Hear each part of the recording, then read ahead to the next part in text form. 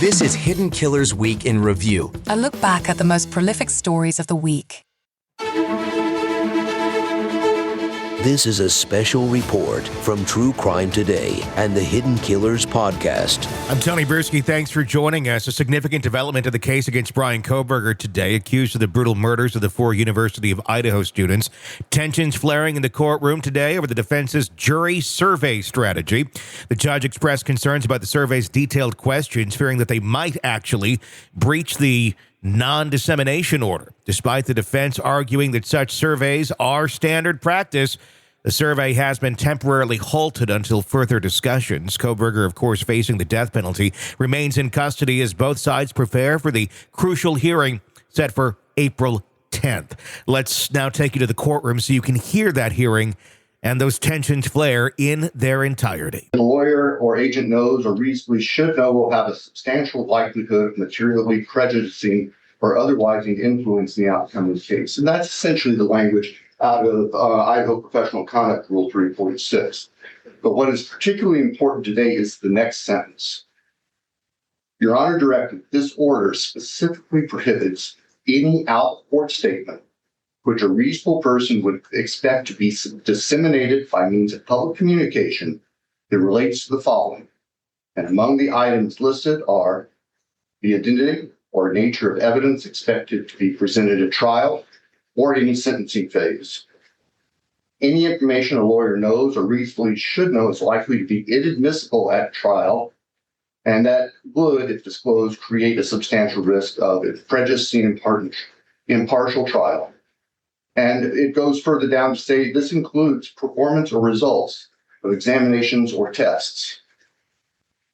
Our concern here is that the questions that are being propounded on behalf of the defense, and let me stop for just a moment. I want to be clear on this.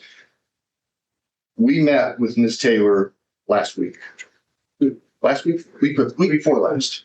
The 21st. Thursday. Yeah. Before the Friday. Thursday before the Friday when we filed our motion. Yes. Yes.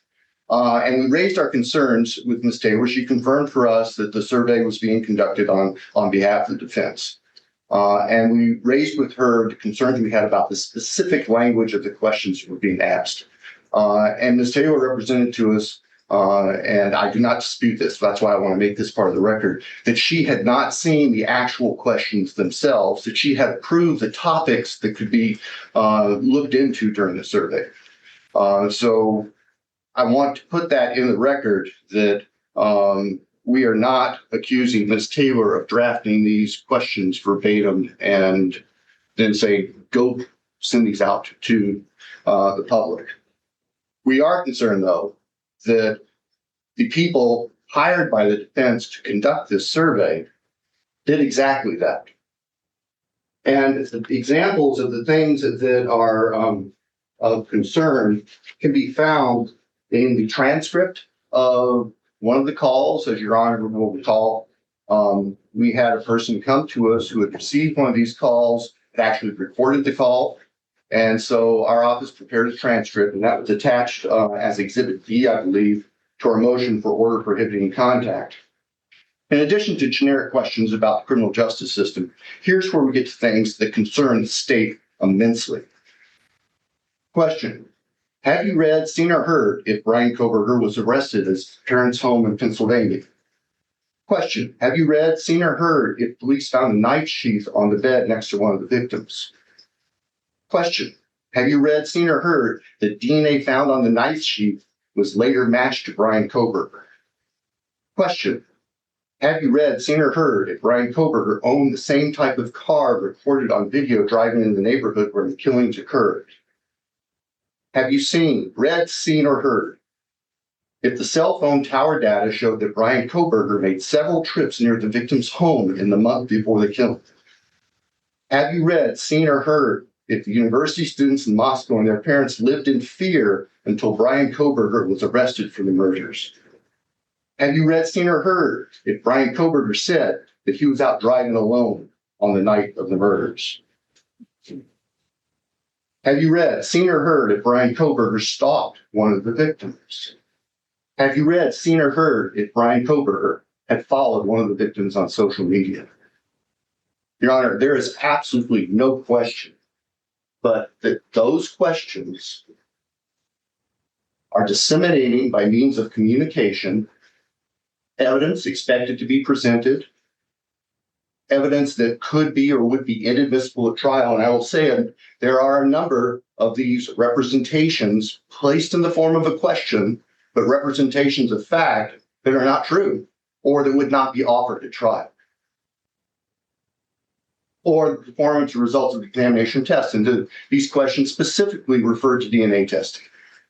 Now, I recognize that the defense says, well, all this information is out there in the public media somewhere, but that misses the point. That's assuming that every person in Latah County who is called has followed all of this nonsense in social media, has followed extensive coverage.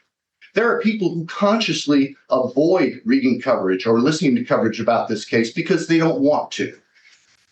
That's the fallacy of the position the defense is taking here. So what the agents of the defense have done is they have gone out and interrogated 400 citizens of Latah County and embedded in them facts specific to this case, some of which are not even true, some of which would not be admissible in court. And those people, whether they had heard that information before or not, are now saturated with that information. That is exactly what the non-dissemination order was intended to prohibit. That is reckless conduct, and it's outrageous. They can ask a survey, and they can ask people, what do you know about the Brian Kohberger case? What have you heard about the Brian Kohberger case? What do you think about the Brian Kohberger case? Do you have an opinion as to whether he's guilty or not guilty? Why do you think that? They can ask all those questions, legitimate survey questions if you wanted to do a legitimate survey of public sentiment. But these questions go far beyond that. And I recognize that that it is represented that the survey questioning here in Latah County with those 400 residents has been completed, but they're already saying they want to take these questions out to other possible veneers, doing the same thing in other potential jury pools that they're doing with our own. That is far beyond acceptable. These are questions that, quite frankly, might not be able to ask in voir dire, much less into an uncontrolled, unsupervised environment without any bounds, and just recklessly feeding this information, which is sensitive. And it's particularly sensitive when it comes to information that the state does not believe is true, or the state does not believe would be admissible or would be offered at trial.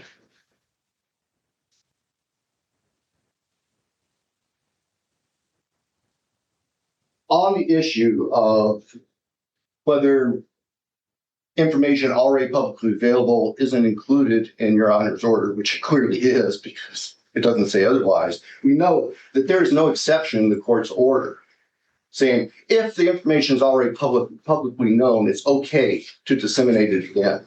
And indeed, that would be reckless for the very reasons that I just articulated, Judge. We would then be feeding information that is potentially prejudicial or that could affect the open-mindedness of prospective jurors to people who may not have heard it before.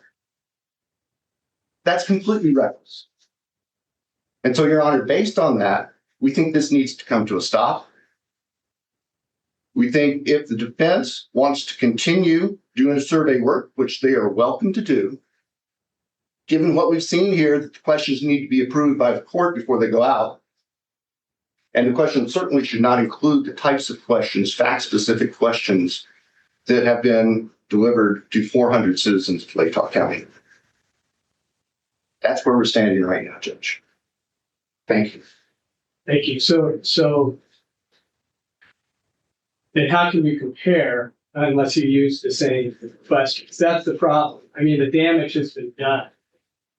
Well, that's one argument to make, but we don't want to perpetuate the damage that was done. And if they want to do a comparison, then they could have another survey in Latah County and do a responsible survey questionnaire instead of one tainting this people. And frankly, they should ensure that they don't go to the same phone numbers that they preloaded with this other factual information when they make their legitimate survey inquiries. The defense's people brought this on themselves. It's not the state's fault. Nobody had control over this other than the folks working for the defense. They made their bed. They got to live with it. I mean, frankly, if we were in the commercial context, we would say, not only will you do this over and do it correctly, but we will not pay you for the work you did that was so outrageously wrong. That's not the context right here. I don't care about that. What I care about is making sure that more people aren't tainted.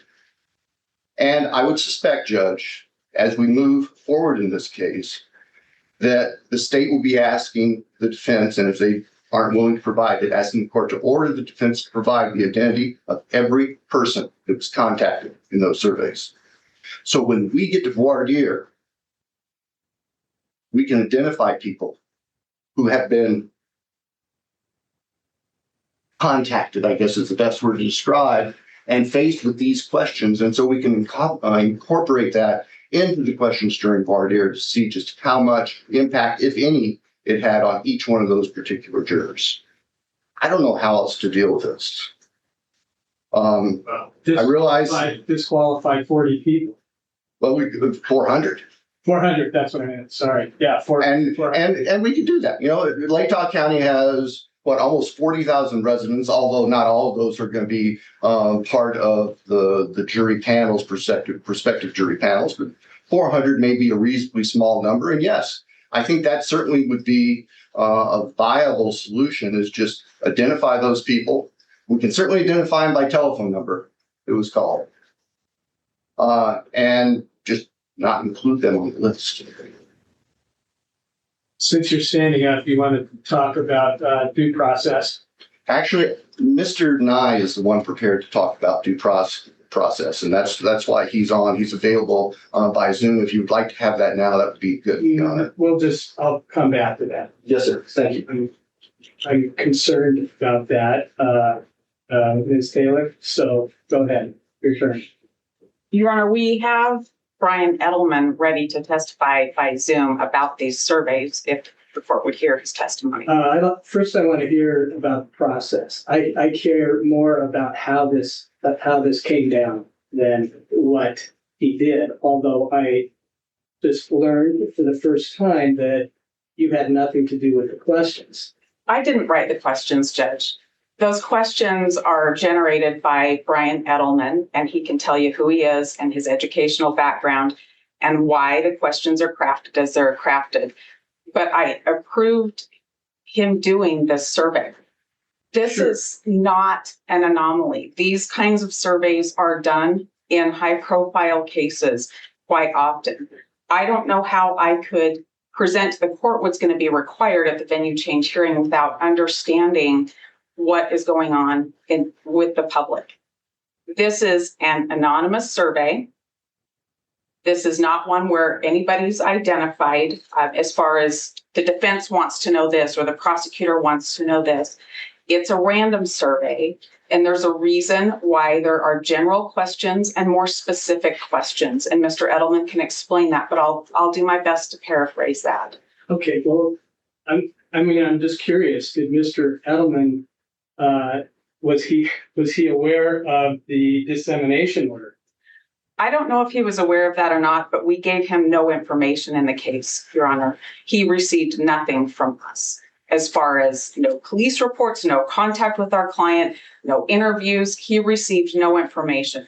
His entire construct of this survey is as he does in his high-profile cases. He pulled the media local to this area to see what the most common stories were. Those are things that are in the public arena.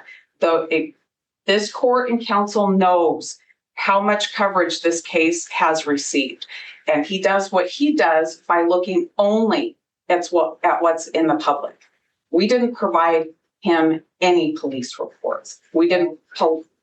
I'm sorry. It's just that does miss the point. I mean, it's kind of ironic that we have worked so hard, including you, okay, both sides, to protect a fair trial, okay? And our concern from the very beginning was all the media stuff floating around, okay, that affects your client, Mr. Kohberger, to get a fair trial. And some of these questions actually create a concern about, that they're inculpatory. It could be prejudice for his client, okay? And that I'm just surprised that both of you didn't come together and say, there are certain things that we probably shouldn't put into the public on a telephone call. It really concerns me, and that's why I did what I did that Friday. Now I'm being accused of violating a due process, which is a whole big issue for me. I can understand that would not be taken. I have to represent my client to the best of my ability. And the reason for that, Your Honor, with all due respect, I was shocked to see the court issue an order within hours of the state filing a motion late on a Friday without giving us a chance to be heard. And that's going to delve into our argument on due process. But since it came up and since that feels like the elephant in the room right now, I think maybe we should just go ahead and address that. Sure. And that was my motion. And I asked you to set aside the order that you made without having a chance to hear from us, making a decision that now you're locked into. And it was a one-sided decision. I'm not locked into anything. My order didn't say it was permanent. Maybe and it told you that I was going to have a hearing. Maybe I phrased that very poorly. It's a decision that you already made. Okay, let's go back. I got the motion at 4:30 on Friday. Now, it doesn't even reflect, just when it was filed, because Odyssey has a delay, right? So I get the motion at 4:30 Friday. I get a response from you at 4:45 Friday, right? I don't know what time you received it, but I filed an objection the minute I could. Because then you know that about 5 o'clock, that's when I issued that. So I had a half an hour. I read the materials that were attached to the motion that the state filed, and I had very little information. But it seemed like there were some real legitimate concerns about the survey. And obviously, it turns out there are concerns, legitimate concerns about what was done in the survey. So in my order, I told you that I was going to set a hearing. So I don't know what your understanding is with just the process. Okay, but I, on Friday, sent this hearing. So what are we doing today? Okay, I'm hearing you out. You had notice. I mean, really, that's what we're talking about. That's what the law. What is your understanding of due process?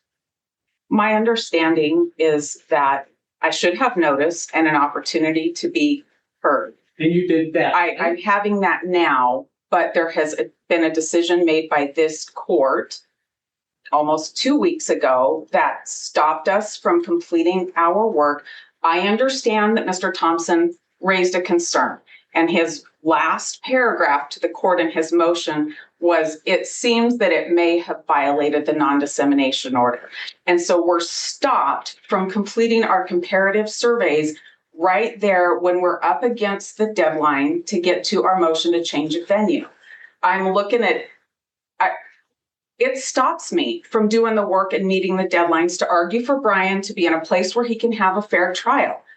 I think the court should not have issued an order stopping us, but set a hearing, shorten time, set it for Monday morning. If the court wanted to set a hearing for that Monday morning, we wouldn't have lost 2 weeks worth of work if the court chooses to let us complete the work. But that could have been more damage. I mean, How? this less than 2 weeks really has very, very little impact, okay, on your work. It does have an impact, Your Honor. You don't even have a trial set. Come on. We have our motion to change venue. We don't have trial. You're right. We don't have trial. My understanding was that we were going to hear the venue change and the court was going to make a decision and then set trial so that we didn't send out a bunch of subpoenas and reserve this courtroom unless we're going to stay here. That was my understanding. My problem, what sets me back, is getting my work complete to get my briefing to the state in the time and the deadline that I was already given and meeting that hearing date that's set for venue change. And from there, everything else flows. When are we going to set trial? We wouldn't even be here, okay, if there was some communication between you and the state about the survey. There are things I can communicate with the state about, and there are things that I cannot communicate with the state about. How I'm preparing my case is not one of those things. It's just not one of those things. I go and see Bill and Ashley. I go to their office every week. Oftentimes we talk. We email each other. We talk to each other. But I don't need their permission every step of the way to prepare my case. Doing these surveys is not an anomaly. This is something that's done in these high-profile cases. Well, apparently, Mr. Edelman did not even see the non-dissemination order, and you apparently did not give that to him. So this is a very not a usual case, number one. And you know that we've been working very, very hard to keep the sort of noise out of the case. And now it's been injected at least to these 400 people without a permission of the court, without discussion with the state. I mean, that's troubles me.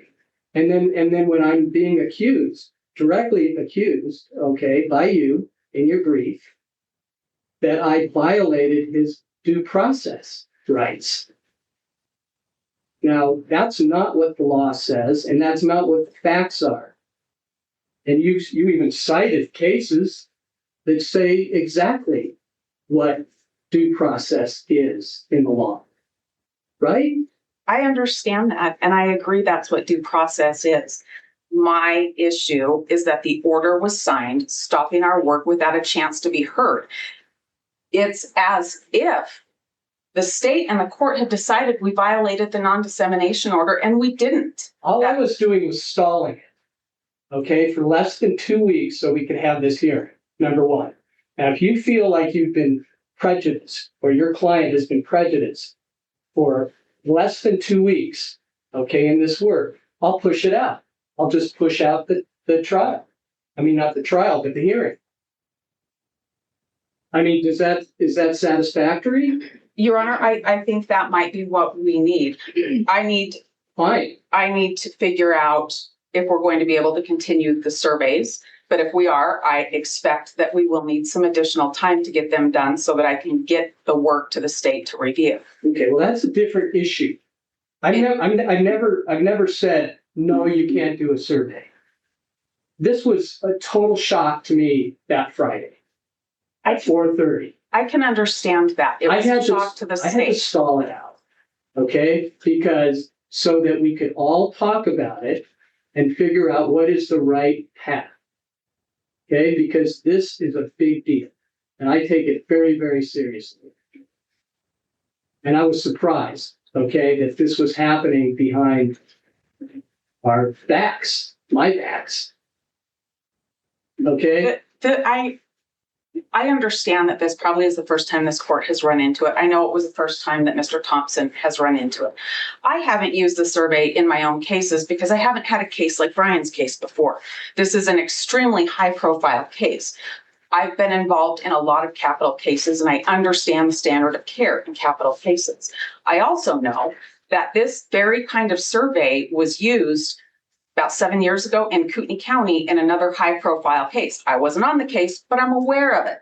I'm aware that this very survey has been used in other jurisdictions, other counties in Idaho and other states in really high-profile cases. So I understand that it was a surprise to Mr. Thompson. He told me it was. And I'm hearing the court say that's a surprise as well. It's how it was done. I'm not concerned. I figured there was going to be a survey at some point. There would have to be. It was the way it was done, okay, and the questions that were asked. That is the real problem, as Mr. Thompson pointed out.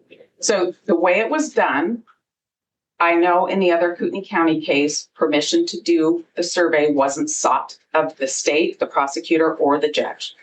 I can comment on that one. I know about that. I don't know about the other cases. So that takes us to why did we ask the questions we asked? I don't think it's common to get permission from the state to do our work. I think that it's a surprise because it's the first time that's happened, at least when this court's been on the bench and in Mr. Thompson's tenure here. So I understand that. When I met with Bill and Ashley in their office on the 21st, I asked them not to give you the police reports that they had in the transcript without me having a chance to be heard, because I didn't want an order without us being able to talk to the court. I asked if we could maybe set up an on-the-record meeting with the court to talk about this. And that wasn't what was done. It was Friday when this went out. Sure. I mean, I would have been available on Friday to talk about it if that was necessary.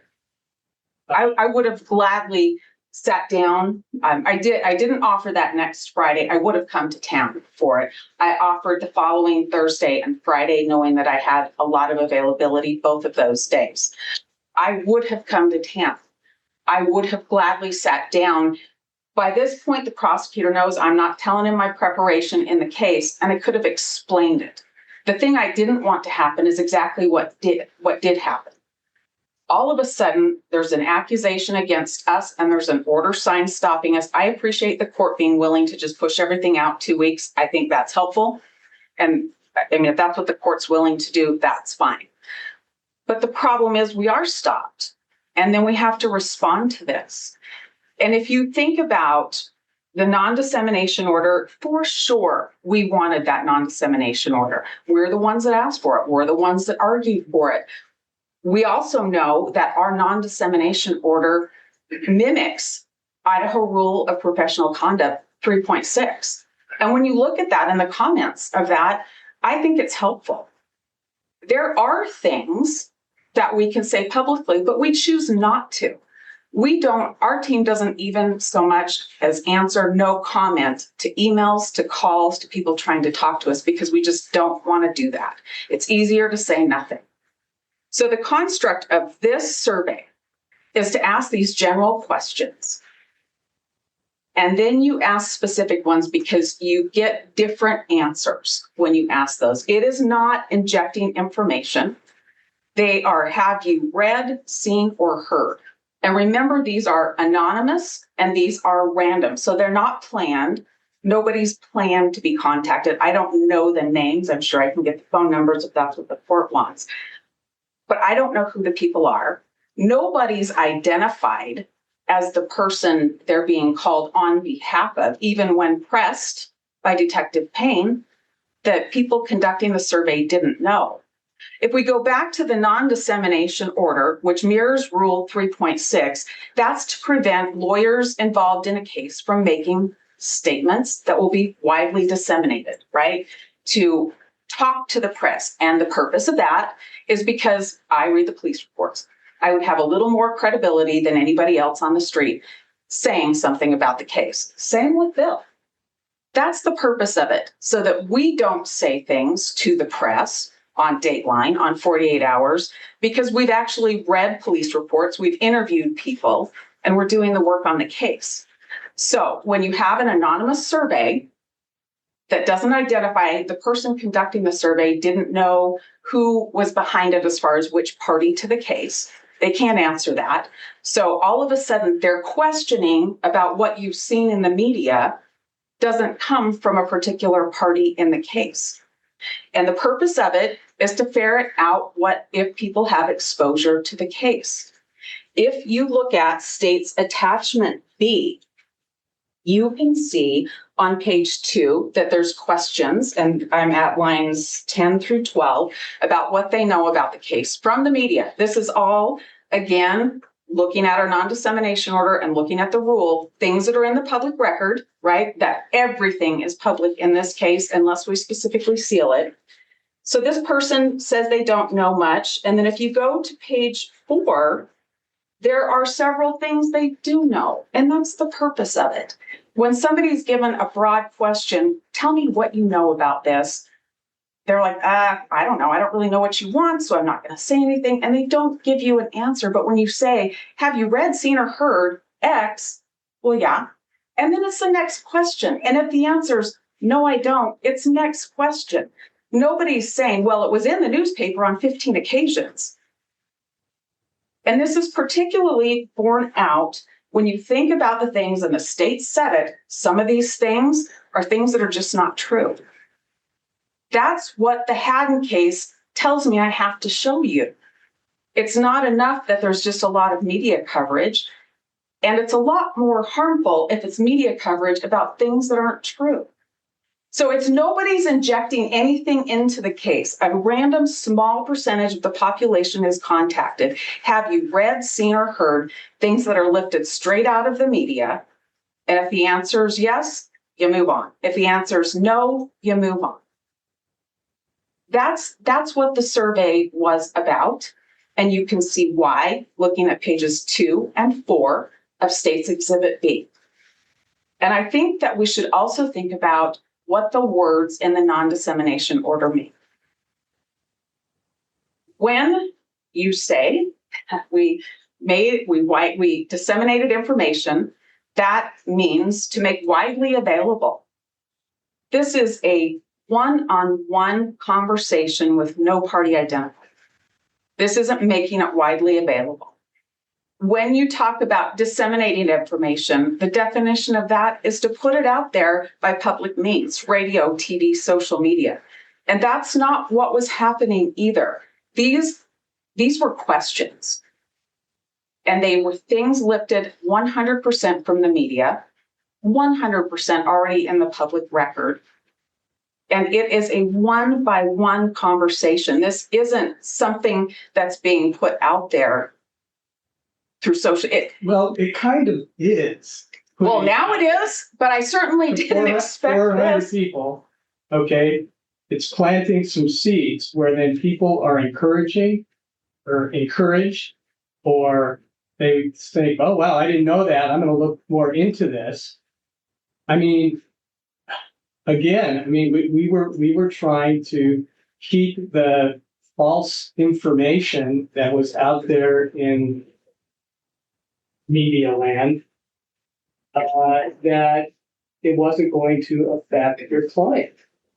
I agree. This is less than 1% of the population. It's one-on-one. It's not by means of public communication. To think about alleging that we violated the non-dissemination order is basically alleging that we violated our ethical rules as well. And there's parts to it. I'm not accusing you of that, especially now that I know that you that you didn't. I didn't write the questions, Yeah, but I knew what was right. going to happen. I take responsibility for the choices on the case, Judge, but I just don't think this is a violation of the ethical rules or non-dissemination order. These are questions about things already in the public record. That's in our order. That's in the rule. Let me ask you this. I mean, really, getting hit by this on late on Friday afternoon, okay? I mean, I'm not sure what a judge should do in a situation like that, but I just say, yeah, no, keep going until we can have a hearing in 2 weeks or less than 2 weeks. Or do you just pause it down so that everybody can talk about it and figure out if there is an issue?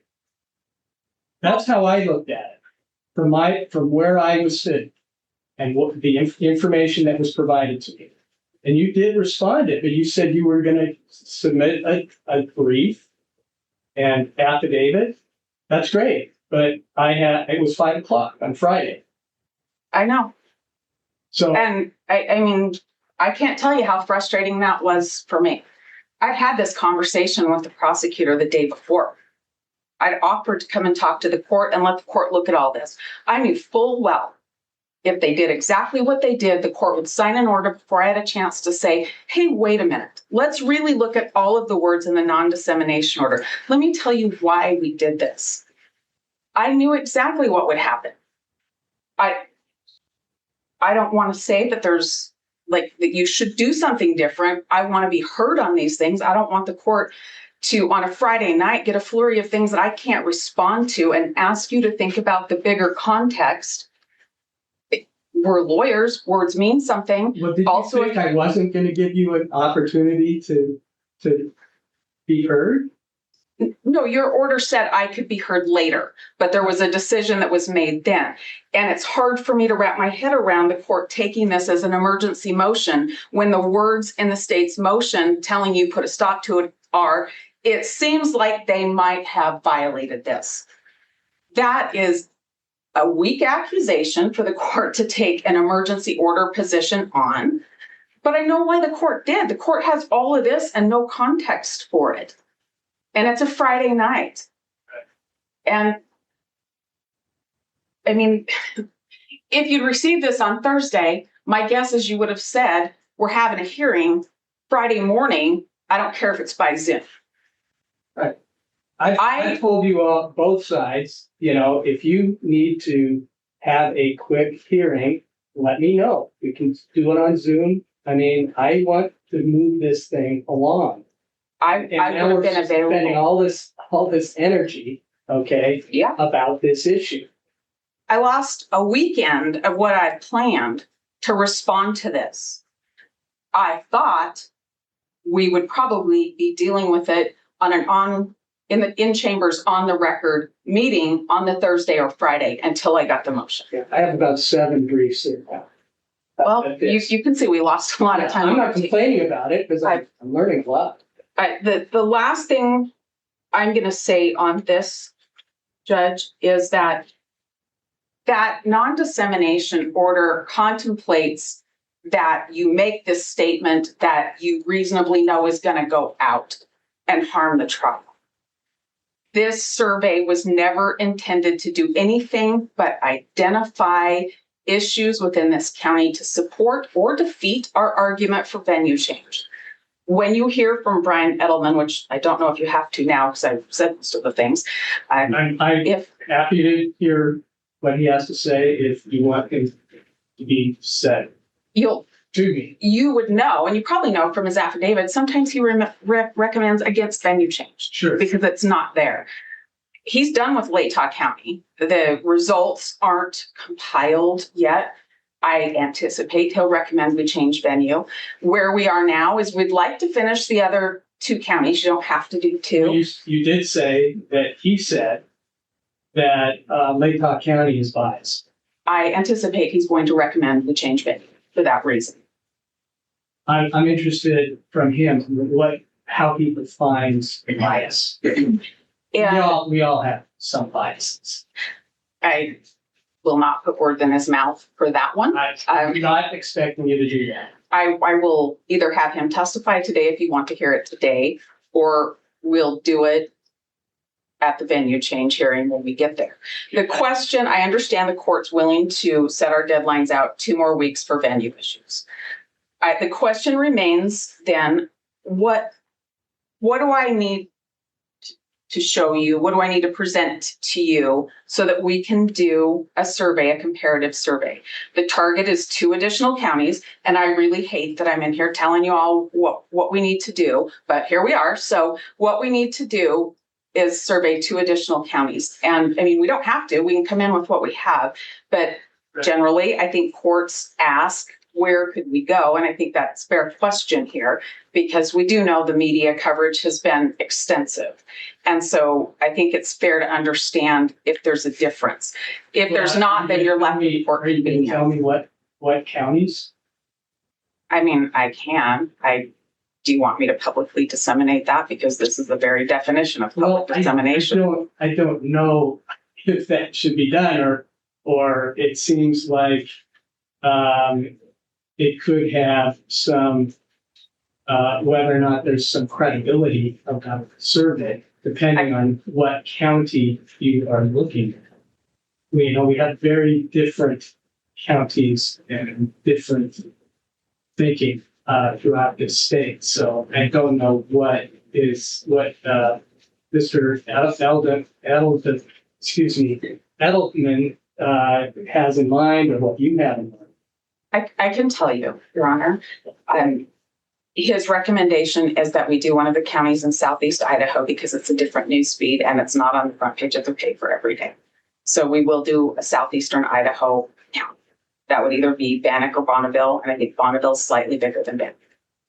The other county is Ada, and the reason for Ada is because it has a very large courthouse with a lot of good security, and that court system has handled high-profile cases in a way that's safe for everybody. The population's very large there, so even if we had to draw off a lot of jurors, would have the population there to do it. Additionally, Ada County makes sense when you look at the Rule 21B, the convenience because of the airport and the number of out-of-town people that will be coming in, and the ability to have hotels and restaurants where there would be people wouldn't be running to other people necessarily. So Ada makes a lot of sense for a lot of reasons to me. Those reasons, the courthouse security and places to stay among them. But Mr. Edelman, Dr. Edelman has told us that because of the news feed that we really need to do a Southeastern Idaho community. And so the decision was to do both. And in my mind, that is because it makes sense to know if we're going to go to the time to understand this and really give the court a picture, the court might want to know those 2 questions. Thank you. Sure. I don't think I have anything left to say right now. Okay, thank you. All right, Mr. Thompson or Mr. Nye? I'm not sure that the due process issue is something that's at issue right now. I think I've already made this decision. I mean, based on the facts and the law. I mean, there's no due process violation here. No. There is nothing wrong. In fact, law contemplates that the court can take emergency action to stop something and call a timeout until it affords everybody the opportunity to have their say and the court can make the final decision. That is all Your Honor did here. And I would suggest, Judge, that it would not be prudent or proper for Your Honor to change or limit your own authority on that. I think that you have to continue to reserve to yourself the ability to act quickly, to cause a timeout if you are alarmed sufficiently to justify that, and to give the parties an opportunity to appear before you and sort it out. Before I'm not going to change that. That's for sure, because the law allows me to do that. Yes, sir. And I know what due process means. And I say that only in light of an email that your staff attorney sent to us the other day ago that suggested that maybe the court was not going to be entering orders without full hearings with everybody. Oh, well, but Ms. Taylor she said, from here on out, we're going to talk about that too. Because now I understand, because I haven't seen it yet, because I didn't have the computer, that you are stipulating to sealing all the discovery stuff. And I just stopped, okay, in terms of That's signing on those orders that you're sending me, because I don't want to be accused of doing the wrong thing. And there's another situation that you brought up, Ms. Taylor, about that there was a prior thing where I had done that about the IPV. Yep. And the state asked to do a public order just to say that we provided the IDG or some of the IDG to you. And that doesn't really say anything except that. And But you were criticizing me for that too. Your Honor, to be clear, it's not the content of that order. My concern is the process.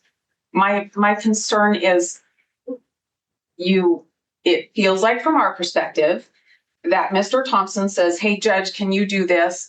And I'm getting ready to weigh in and it gets done.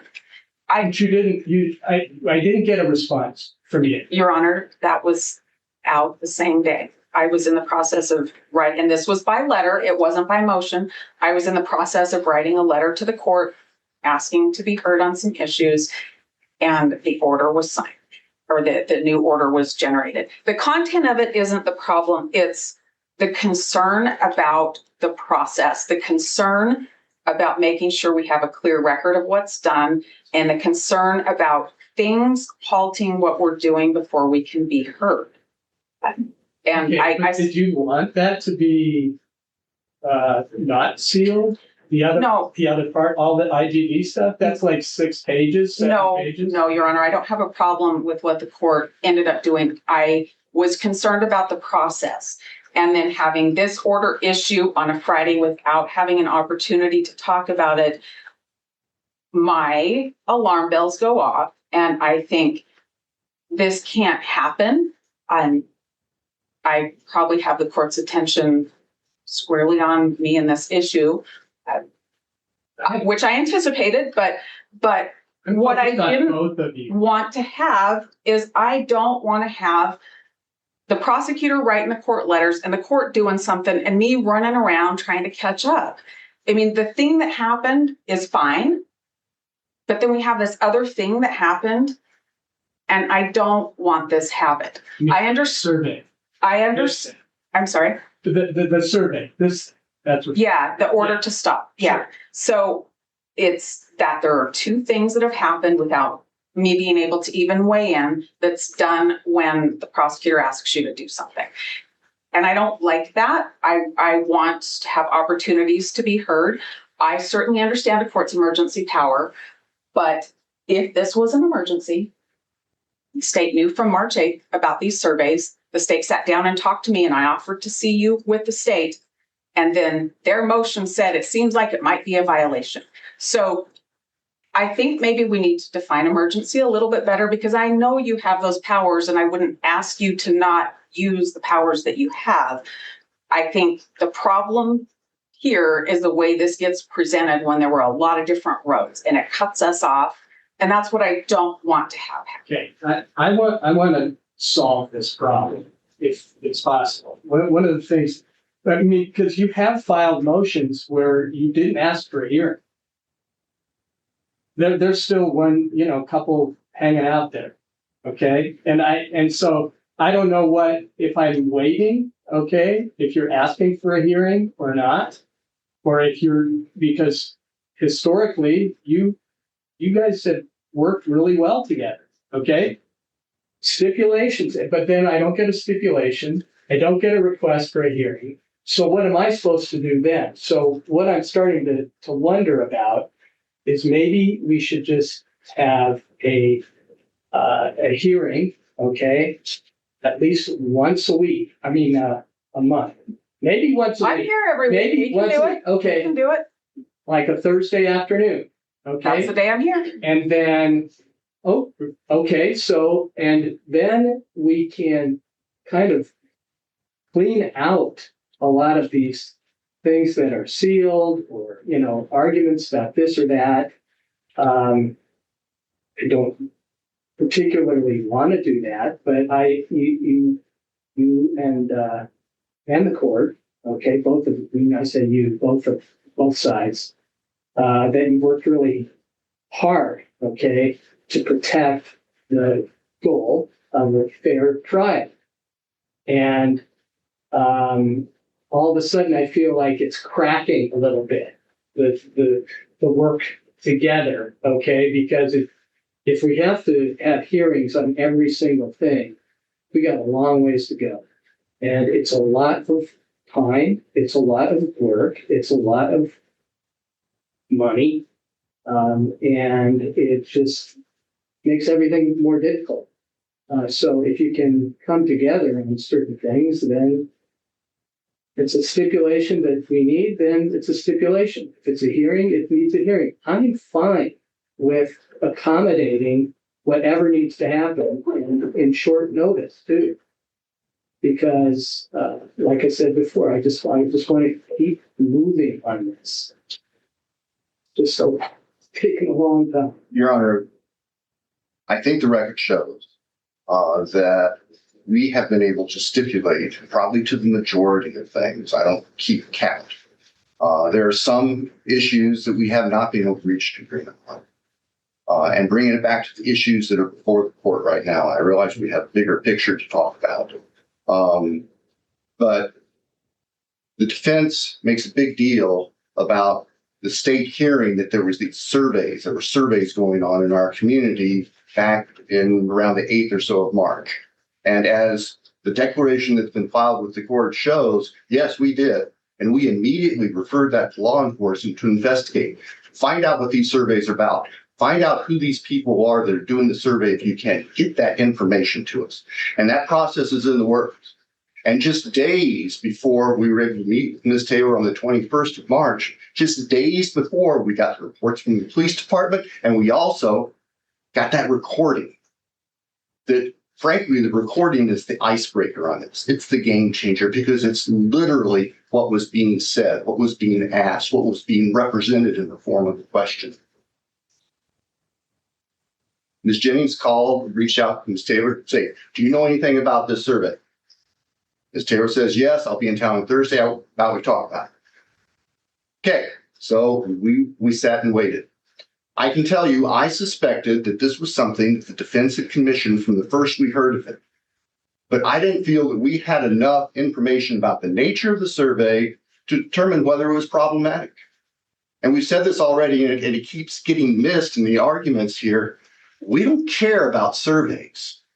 We care about these particular questions asked in this particular survey. The defense is welcome to contract with people from California or wherever, I don't care, to go and ask people, can you be fair? What have you heard about this? All those questions that Ms. Taylor was just talking about at page 2 of the transcript, those are appropriate questions for a survey. Page 4 are not appropriate questions for a survey. Just because they're put in the form of the question doesn't change the fact that they are an affirmative representation of a fact that if the hearer, the listener, was not aware of it, now they have been tainted by it. They have been, in your Honor's words, they have been injected with that information. That is a clear violation of the non-dissemination order. To think there's a distinction between putting something out in a press release and talking to a private citizen is a distinction without substance. Those are both public contacts.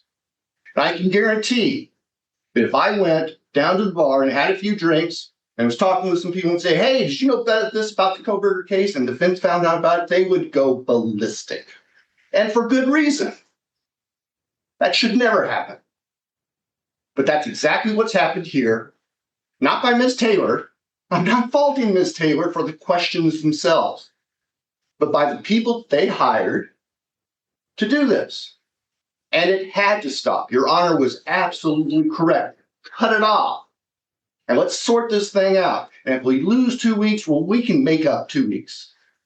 Your decision was perfectly appropriate. For the defense to claim that there's some due process violation there is without any legal basis. The defense's objection is, we don't like it, Judge. Well, there's lots of things that happen in court that I haven't liked, not in this court. Well, probably a few. Well, maybe with Your Honor in other cases outside. That happens. That's part of the game. I'm not here to. But just because somebody complains doesn't mean that it's legally wrong, and there is no due process violation here. And Mr. Kanai is prepared to argue due process minutiae if that's what we want. But I don't think we need to deal with that. We are dealing with the issue of these questions in the survey. They are completely inappropriate. We have a group of at least 400 people in Lake Tahoe County who have been exposed to this in violation of the non-dissemination order. I think Your Honor is probably right. The only way we can deal with, or the best way to deal with that, would be to exclude them from any prospective jury pool. But we sure as heck don't want to say to the defense's consultants, yes, go do this in other venues as well, where if we can't pick a jury here in Lake Tahoe County, we may have to go to. Go ahead and mess with them too. That's ridiculous.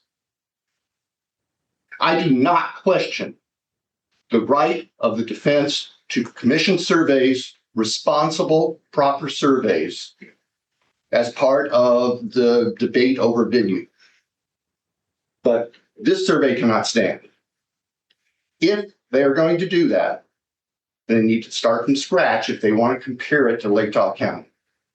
There is no way to take the 400 responses that have been loaded with these factual representations in the form of questions. There's no way that that can fairly be compared to surveys without those questions anywhere else. It's apples and oranges.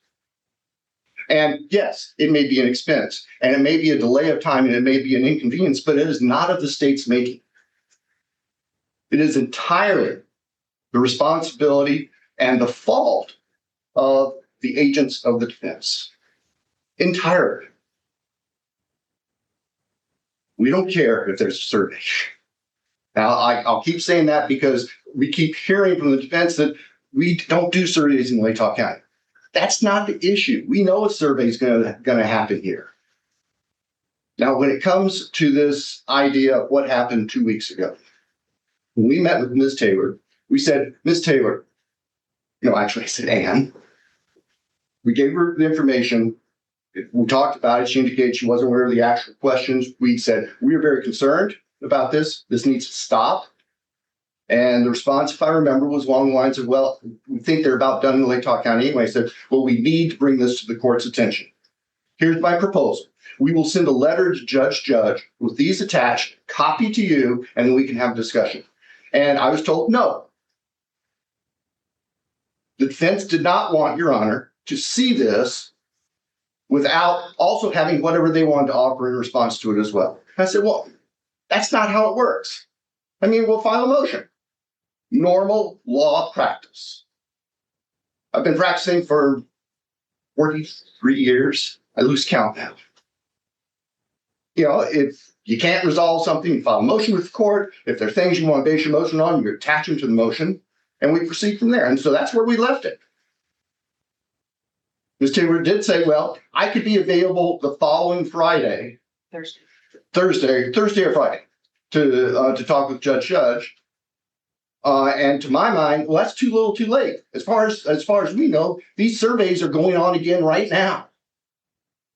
Wrapping up or starting somewhere else, whatever. It needed to be addressed quickly, not wait a week to have a conversation and then go into a conversation where you're left cold. We walk in the door and we aren't able to provide you the basis for our concerns. So you are completely helpless with information. That's not how it works. That's not how informed decisions are made. So we prepared a motion. We made the attachments. We filed it early mid-afternoon, not late in the day as it's characterized here. Now, I appreciate that Your Honor didn't see it till later in the day. Right. But that wasn't the intent. The intent was to get it filed as quickly as we could. There was no scheme to do some, 5 minutes to 5 o'clock filing and take some advantage of the defense. That's not the way we do business. That's not the way I do business. And frankly, it's a little offensive to have that suggestion made, but I'm going to move beyond that.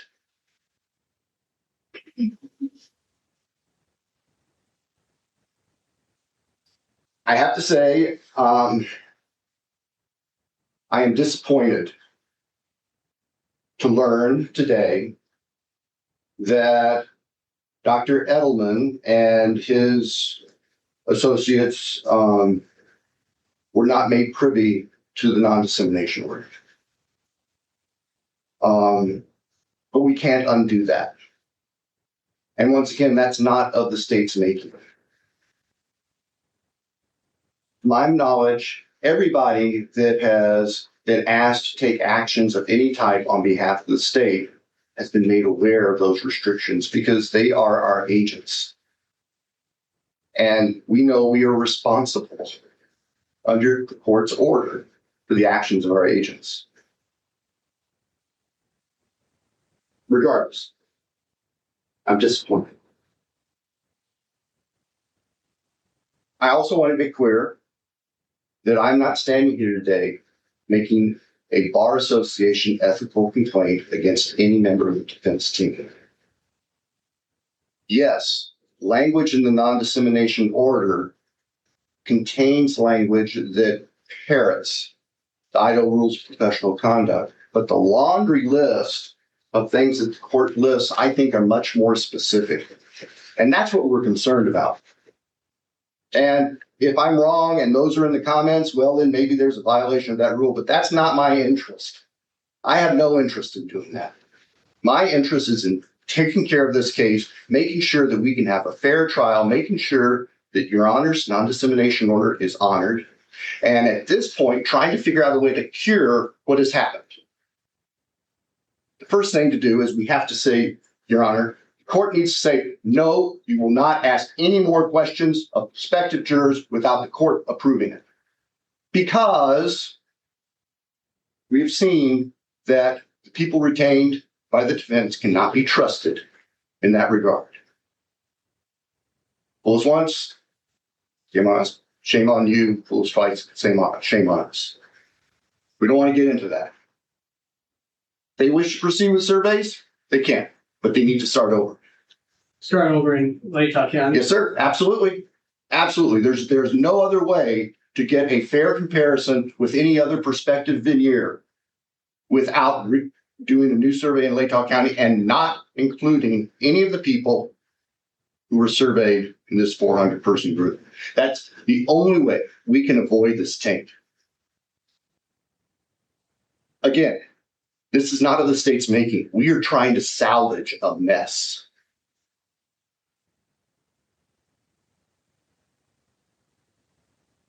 As Your Honor noted, there's no difference between talking, and I said just a little bit of talking one-on-one and issuing a press release or standing down in Friendship Square with a bullhorn. The dissemination is dissemination to a member of the public, and it's equally in violation of the no contact order or the non-dissemination order. Do you think some of those 400 people might have talked to other people, like their families? I know their friends. I know they have, Judge, and the reason I know that is we got a call from the sheriff's office earlier today where a woman called and said that she had heard about this survey and the survey made her uncomfortable. And when they called her back, it actually was her son that had received the survey inquiries a couple of weeks ago and happened to mention it to her.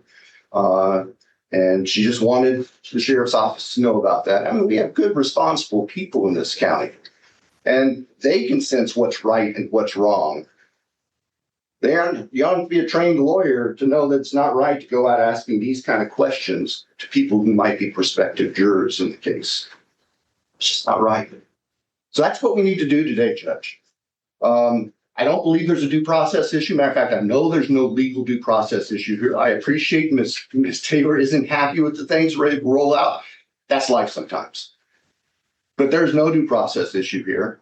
And we ask that Your Honor enter the order, cutting off any more use of this survey, directing that the defense, if they wish to continue with the survey, start over and submit questions to the court to make sure that we aren't getting ourselves back into a similar situation, baiting people who may have no knowledge of this case with detailed information, and detailed information, some of which is completely false. And not only completely false, but it's false in a sense that makes Mr. Kohberger look bad. It is creating bias against Mr. Kohberger based on false or inadmissible evidence. That's outrageous. How can we possibly preserve a jury pool when that's going on? We can't. It has to stop. Thanks, Judge. Thank you, Mr. Thompson. Okay, Ms. Taylor. So not liking the result of a hearing or not liking an order from the court is one thing. That happens all the time. I think courts probably have people on both sides of the aisle that don't like whatever decision they make most of the time. And that's just the way it goes. What I complained about was not being able to have a voice before a decision was made. I think that's an important distinction. I'm not saying don't make a decision I don't like or I'll file a motion against you. I'm not saying that at all. I imagine over the course of this case, there will be decisions I like and decisions I don't. It's the way it's been in the past. This was solely about being shut out of the process before a decision was made. I understand the order said I could have my day. Here's my day. So that I want to make it clear. It's that motion didn't come because I didn't like the result. I didn't like the process. That was it. That was my issue with the process. And I wanted to be heard about that. I do not think that these survey questions that related to what have you heard in the media injected information to people. I understand that this is a close community, and I understand that people will call officers with concerns and the prosecutor with concerns, and that's kind of the point. That's kind of the thing that I'm worried about is the close-knit nature of it.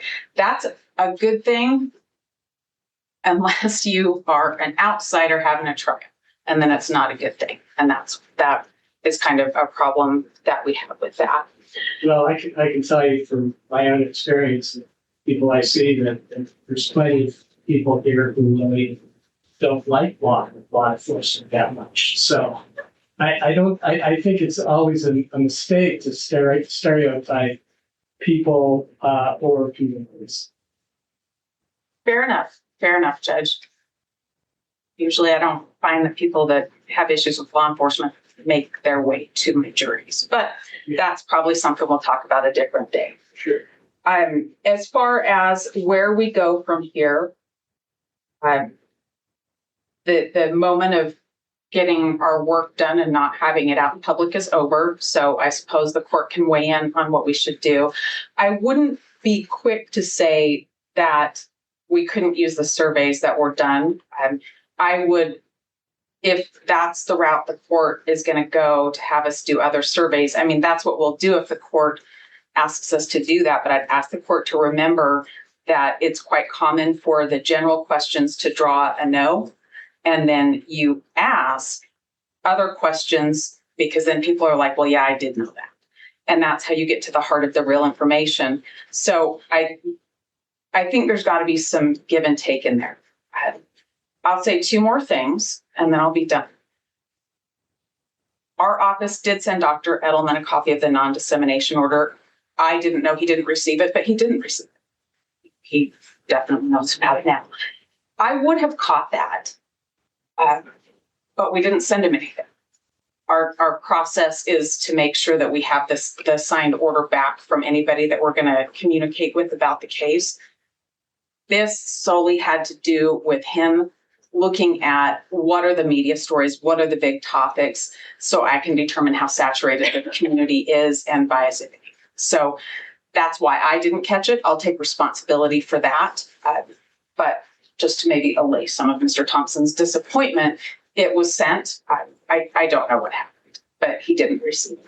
He surely was. My other thing is if the court wants to change the survey, I would like an opportunity to speak with Dr. Edelman about the possibility of preserving what we've done versus just starting all over before, I guess, any more surveys went out if they're going to be changed. If the court will let us keep going with the way we're going, then we could make the comparisons from county to county. But if that's not what the court's going to do, I would like to see if there's a way to preserve what's been done by not looking at the questions that the court wouldn't want us to ask of other jurors. And I don't know if that works, so I need to talk to Dr. Hill. Yeah, that's what I'm kind of interested in, trying to figure out when we have to start all over, how to approach this. And I mean, one of the things that I'm concerned about is how much this costs taxpayers money. And I have no idea. I'm not part of the money, part of this. But if there's a way to kind of salvage something, I'm not happy about these specific questions, especially ones that are false. Then people hear that, and they just get even worse sort of impression. Okay, because of COVID. There are also cases that or questions that are very specific that are going to be major issues in the trial. And so I'm really worried about that, particularly, again, I think this really it's kind of ironic that, this with the time, the passage of time has kind of calmed down a little bit in terms of the media, very heavy initially. I have to say that the media here today, but the streaming has probably helped a little bit. Kind of slowed things down intentionally, but I think people kind of move on a little bit, and then all of a sudden they get a phone call from a stranger talking about particular issues in Kohberger case, and so it kind of fires it up again. That's one of my worries. Also, just the fact that you can say 400 people, but 400 people in town spreads really thin. So it is dissemination to some degree.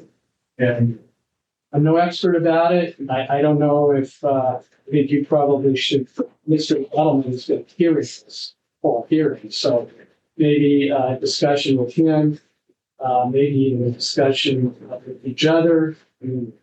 Everything's kind of out in the open. Sure. I'm very grateful. I'm very grateful for that because I like to know to some degree what's happening in this case. And let's just deal with it really quickly. I don't know. Maybe we can next week. Judge, I plan to be in town on the 11th. If the court wants a hearing, I can make myself available really any day next week. I already have plans for the 11th, but I can be available any other day the court wants. So I'm going to be sitting with the Supreme Court in Nez County. So could you maybe have a hearing, short hearing of some kind, maybe on April 10th? Or, Your Honor, is that a Wednesday? yeah, that's a Wednesday. I will if that's the only time the court has. Wednesdays, I have different things, but I can cancel them if that's the only time. If the court wants me to come back Monday, I'll work I can. with you. I could, 3:00 in the afternoon would be easiest for me on that day. I'm 10. I have a treatment court meeting 2:30 to 3:30. I can do 4:00, or if the court wants to do it at 1, I can make that happen too. Hey, Judge, I'm confused. What are we going to have a hearing on? Well, I want to see what thoughts you all have about dealing with the situation now, making sure that we can salvage anything or nothing. And Ms. Taylor's going to talk to Mr. Edelman, and maybe that'll give us some thoughts. Otherwise, I mean, I could just make the decision right now, but I'm no expert about surveys. I understand. Thank you. Yeah. So I don't know how you feel about 4:00 on April 10. Could we just do that by Zoom, or do you want to be here?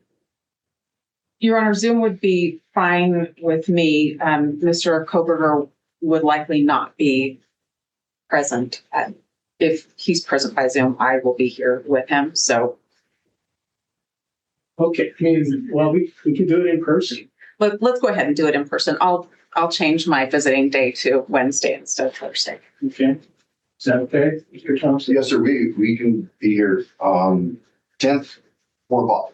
And, you know, Ms. Masseth or Mr. Nye or Ms. Beatty can participate by Zoom. Thank you. Yes, sir. Thank you. Because I want to make the best decision I can, if that's possible. Okay. Let's talk again about, you know, having a hearing at least every month. Just like cleaning up. And also, I guess you just did have a stipulation that you filed, but I have some, there it is. There's pending the state's motion to temporarily seal Exhibit 1 in the state's response to defendant's 12th supplemental request for discovery. Is that?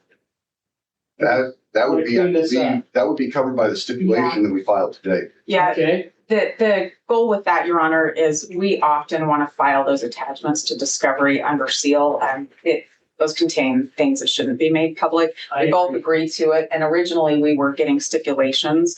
And then I think we'd done it so much, we just started doing orders. So the purpose of that is for us to just send along those and with an order for under seal, knowing that I'm always going to stipulate to attachments to discovery responses to be under seal, and the same with them. I mean, we know what we're each asking. So. Okay, and I worry about the clerks too. Okay, so if you could just have a stipulation that says, with regard to discovery responses, you can go ahead and see. Okay, I mean, as long as it's justified. And that's the intent of what we submitted today, Your Honor, is that attachments to discovery requests and discovery responses, not the cover document itself, but the attachments that have the details would just automatically be sealed when we're stipulating to that. So that would be routine. Okay, great.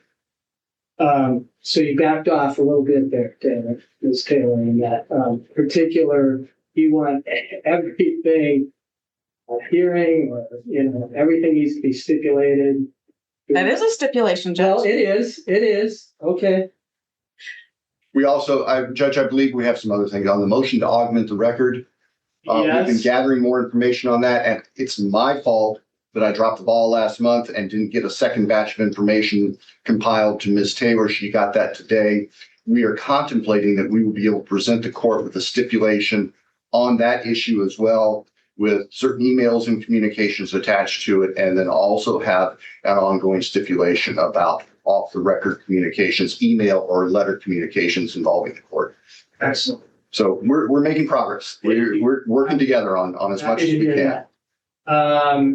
There was a defendant's motion requesting additional deadlines that was filed on March 6th. We didn't ask for here. Your Honor, I haven't asked for a hearing. I know the state filed an objection to that, and we don't have a hearing on that yet. My thought would be that after we submit everything on our motion for venue change, when the court's ready to make a decision on that, I think that's when we'd probably call for a hearing on our motion, and probably the state would want to be heard at the same time on their objection. Okay. So that can just hang out there for a while. I think so. Okay. then we got state's motion to unseal, state's motion for order of prohibiting contact with the prospective jurors absent leave of. Which is relates to what we've been talking about today, Judge. Yes, I know. We had filed our original motion under seal. The initial response from the defense was under seal that said we object. And then the defense's memorandum with the attached affidavit was not filed under seal. So our position was that in fairness to the public record, that our motion should be unsealed and just keep the attachment sealed to protect the identity of the people who were interviewed by law enforcement or contacted law enforcement about being subject to the survey. Any objection, Ms. Taylor? In large part, no. There is a sentence in there where the state talks about evidence they plan to present, and that would seem like something they may want redacted before it became in the public record. Our response didn't have anything like that. I can show Mr. Thompson later, so in case he wants to prepare a redacted one for the court. Do you know what she's talking about? I don't, but we can talk about it, Judge, and Ms. Taylor can just show us or send us what the language is. I'm sure we can work it out. Okay. And so, and I guess this, we are already covered by the stipulation, defendant's motion to file exhibit N attached to defendant's 14 supplemental requests for discovery. That would be covered by today's stipulation. Okay. Okay, I think I've had my speech. So Thank you, Your Honor. so we don't need to hear from Mr. Nye or Mr. Edelman at this point. I don't believe so. I think that it may be more prudent for Ms. Taylor and Mr. Edelman to talk between themselves first. And I believe the due process issue that Mr. Nye was prepared to discuss has been resolved. Okay, I have no doubt that I did not violate due process rights Yes, sir. of Mr. Kohberger. Yes, sir. Thank you. Okay, anything else, Ms. Taylor? Not today, Your Honor. Thank you. Okay, great. We are adjourned. Thank you all. Thanks for your patience.